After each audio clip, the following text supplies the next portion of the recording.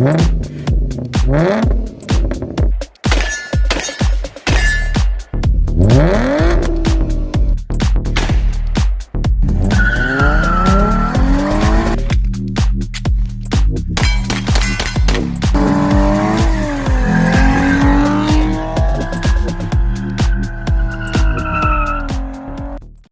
back to another episode of Guns and Cars. Gonna check out this Remington R1 Commander 1911 and 45 ACP today. So the Commanders, they just have a slightly shorter barrel than a full-size 1911, full-size being 5-inch. The Commanders are 4 1/4 or 4 1/2, somewhere in between there. I believe it's 4 1/4, but I could be wrong, and it might also vary slightly between manufacturers.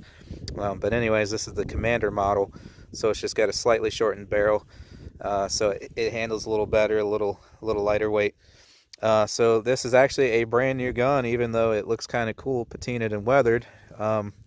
Preston picked this up at our local Rural King. Apparently, they said they have had it for 5 years, and that under their glass, it just sat on basically a felt table. So over 5 years of them pulling it in and out, in and out, in and out. That's how you're getting the wear on the edges there on both sides. It almost looks like it's been holstered, but it's not. It's just from them pulling it in and out of the shells. And I can also see the wood. I don't know if it's supposed to be polished or whatever, but it has some wear on it too from that. But this thing is super smooth. Really digging it, just playing with it. It's really super smooth, like a higher end gun. There's your sights. And so it's definitely, you can tell it's like it's not used at all. It's just insane that somehow they had this at that Rural King for 5 years and didn't sell it until just now. I don't know if they had like 1 million in stock in the back room and that's just a display forever or what. But anyways, we're gonna run some. You said this is Tula 230 grain full metal jacket steel case. I got some Winchester white box here. 230 grain.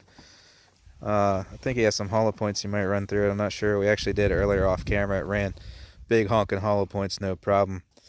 I'm going to shut up here and we're going to get to shooting it a little bit. Then we'll talk about it some more. Before we start shooting, I just want to mention real quick, this comes with 2 flush fit 7-round mags.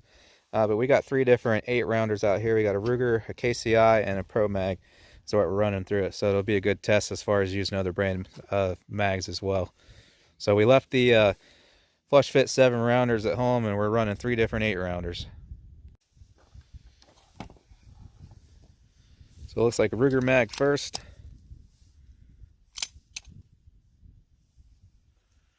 Nose dive. Yep. Steel case. Not surprised.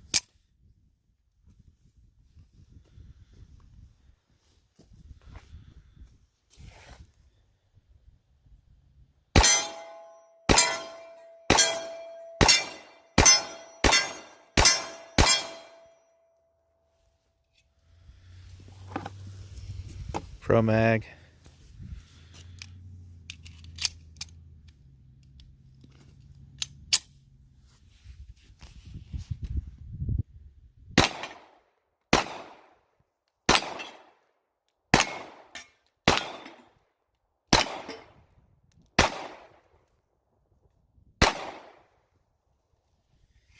All right, drop that sliding hammer before we put that one in to replicate the first load, see if it hangs up with that mag. So that's KCI.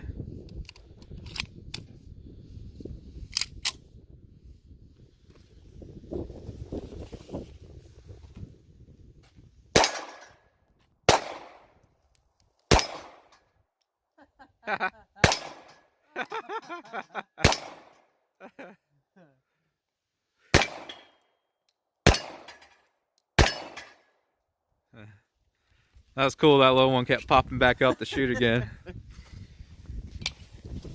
Alright, since we had an issue with this Ruger mag, I'm going to keep running this one to see if it messes up again or not.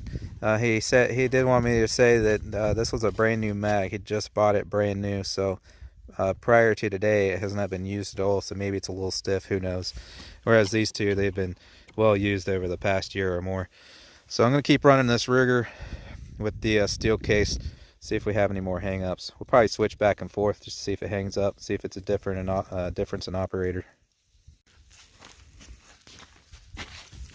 These are my first shots with this, so I'm just going to put a few on paper first so I can see where to hold.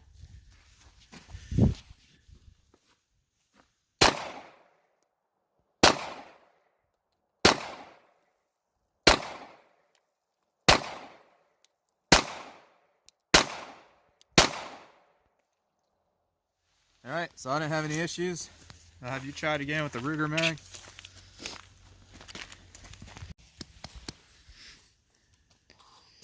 Alright, we got 8 more. Steel case, Ruger mag.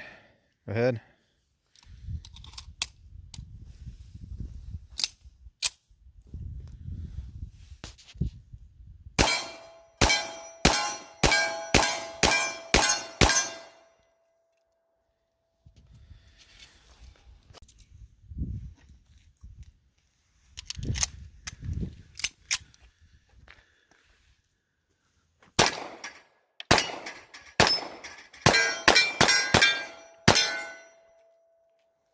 I thought I was out, and then I realized I had one more. That's why there was the pause.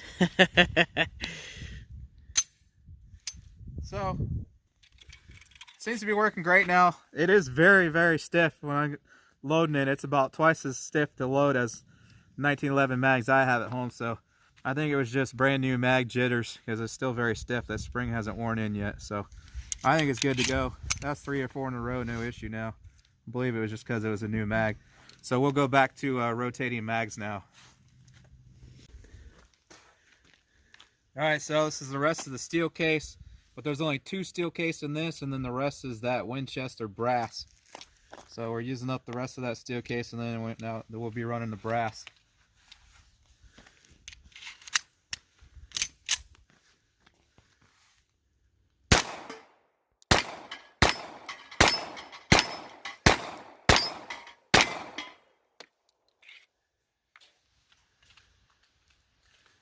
I was like, man, I'm doing so good. Watch me miss. Yep.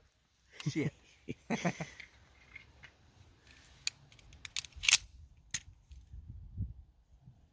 My fingers are cold. Oh.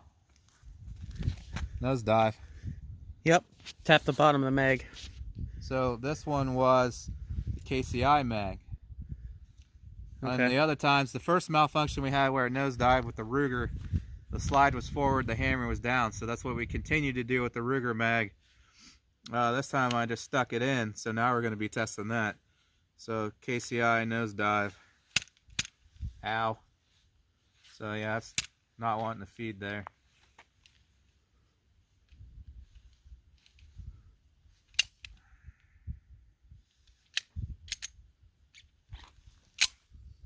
So, and again, that's a steel case. So maybe it'll run just fine with the brass because that steel, it does stick a little bit. You know, brass is a lot smoother. That's why steel case is a lot cheaper and should only be practice ammo.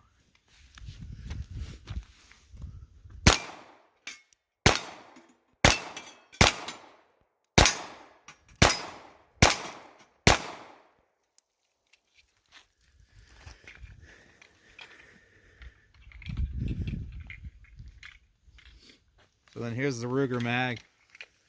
It's got 2 steel case on top and the rest is brass.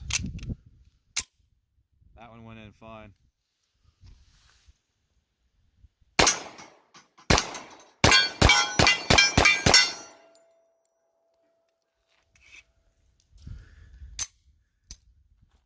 Alright, so now we'll run brass and see if it hangs up on that at all. And we'll keep feeding the mag with it open to replicate the issue if we can replicate it. Alright, so for these 3 mags, he's going to try to remember to use the slide release like I do. He typically pulls it back manually with his hand to release it. I use the slide. But since that's how it hung up, was with the release, he's going to try to remember to do that. Also remember, this is not an issue with the gun at all. This is a mag issue, clearly. So the gun's running flawless so far. We're just having issues with some of these mags. Which I swear, every time he brings his mags out, we have issues. I don't have issues with my mags.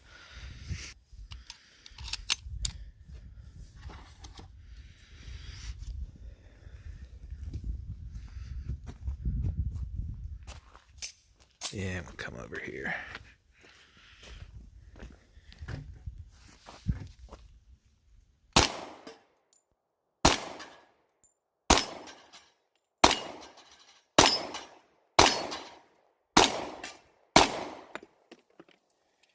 Last shot.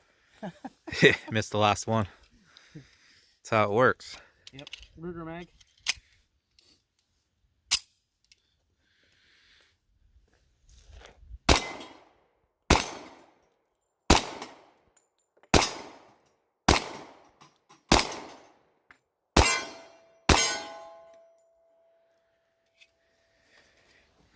You gonna do that rapid now? Yep. All right. Pro mag.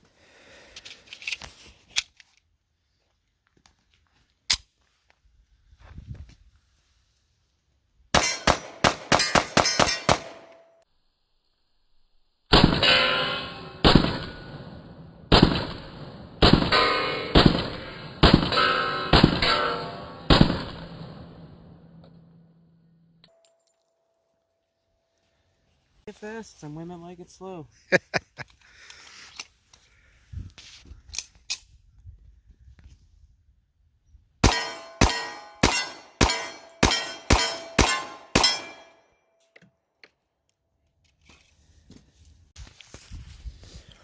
So yeah, she runs pretty good. Like I said, the only issue we had was with the mags. It's not a reflection at all on the gun itself. The gun ran flawless, so got some crappy mags there. Well, the Ruger isn't a crappy mag, but it was brand new. I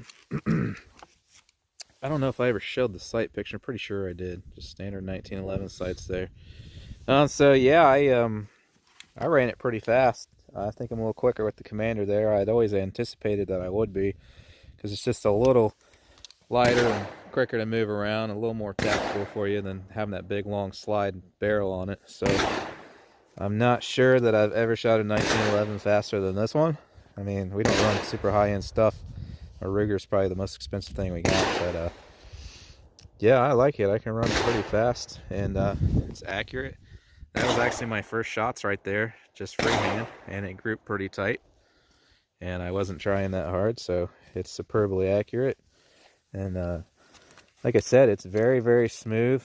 You know, some 1911s like the Rock Island and the T-Sauce, you know, they feel kind of dry and gritty. The slide does. This one feels very, very smooth. Like maybe not like a $3,000 1911, but you know, the expression feels like it's on, you know, riding on glass. It's very smooth, the slide. I was very impressed by that for the price point. Also, the trigger is really good as far as not having any. I'm sorry about dirty fingernails. We've been picking brass and crap up out here, but there's no play. It's just super crisp and no play at all. That's it. Excellent trigger, which really surprised me. I didn't expect the thing to have a great trigger, but it does. And it's not too heavy. It's about, oh, I don't know, 4 or 5 pounds. So no creep that I'm picking up on, and crisp brake. Like I said, the rail ride's really smooth. We didn't have any issues out of it. This was its first time out today, so overall I'm pretty impressed with it. I like it. Alright, just a little bonus footage right here on the rifle range. At the right of that mound there, center screen, I got my 16-inch gong down there, so 100 yards. I'm going to see if we can hit it a few times. We have no luck. It might come up 50. This is just for fun.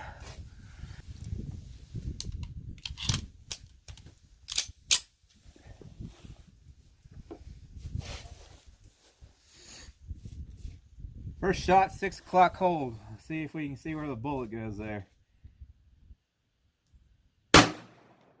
Low left.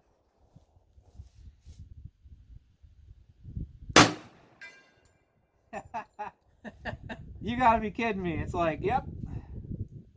Little left.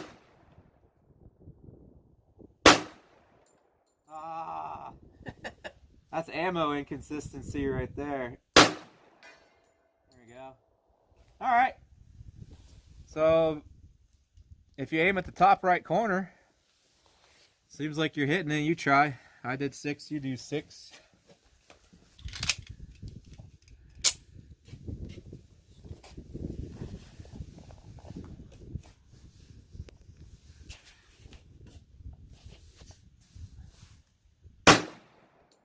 You were high left just a little.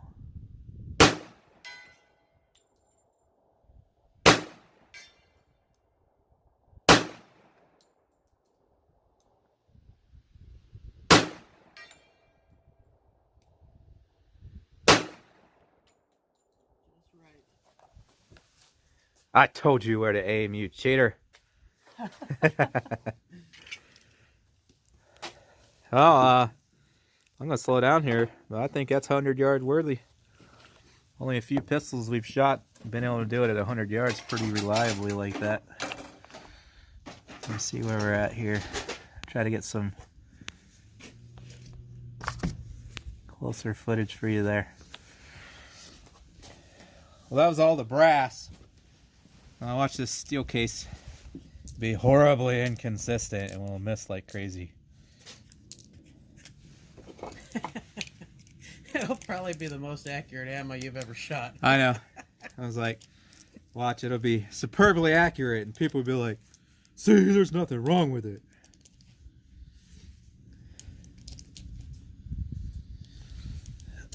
Alright, I got 7 in here, so maybe we'll do a little better now that we know where to hold.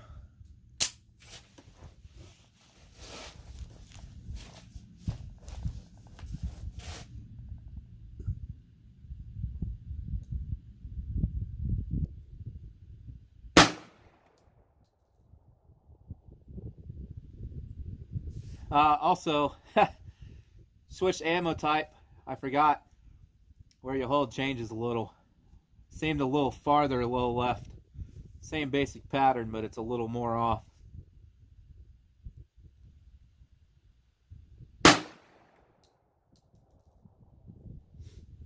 Yeah, it's a little farther left. A little over.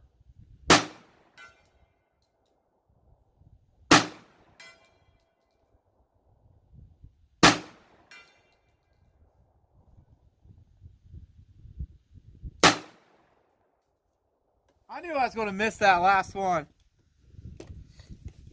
So I had to change my point of aim a little bit. A little further right. About the same height though. I got 3 in a row there. Should have been 4 in a row. Your turn. You only did 7? Yeah. If we sat out here all day, we could probably get pretty consistent hits, but they're just winging it for the heck of it. Try to slow down and make good shots though on this one. I just had to hold a little further to the right. Okay. Because it's shooting more left.